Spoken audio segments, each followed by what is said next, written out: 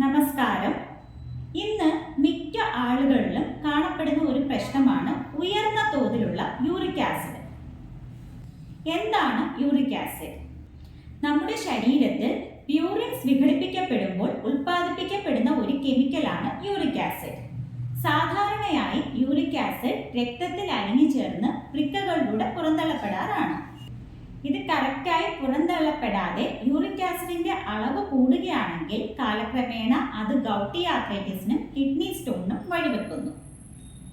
Uric acid കൂടിയ ആളുകളിൽ കഴിക്കാൻ പാടുള്ളതും കഴിക്കാൻ പാടില്ലാത്തതുമായ ആഹാരങ്ങളെ കുറിച്ചാണ് ഇന്ന് പറയുന്നത്.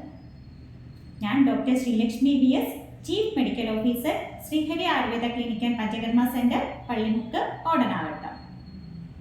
യൂറിക് ആസിഡ് കൂടിയിരിക്കുന്ന വ്യക്തികളിൽ എന്തെല്ലാം ആഹാരങ്ങൾ കഴിക്കാമെന്ന് നോക്കാം.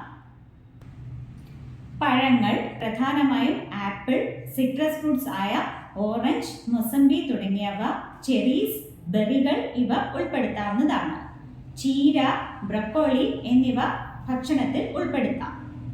ചുവന്ന അരി, ബാർലി, ഗോതമ്പ്, മുട്ട, ലോ ഫാറ്റ് ആയിട്ടുള്ള ഡയറി പ്രോഡക്ട്സ് എന്നിവ ഉൾപ്പെടുത്താം. കുറഞ്ഞ അളവിൽ നട്ട്സ് ഉൾപ്പെടുത്താവുന്നതാണ്. ധാരാളം വെള്ളം കുടിക്കുക. ഇനി എന്തെല്ലാം ആഹാര പദാർത്ഥങ്ങൾ കഴിക്കാൻ പാടില്ല എന്ന് നോക്കാം.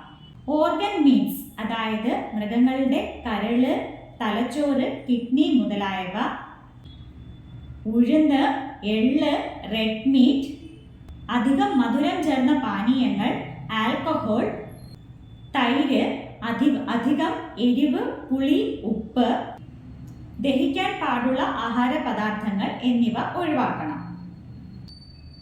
വീണ്ടും മറ്റൊരു വീഡിയോയുമായി കാണാം.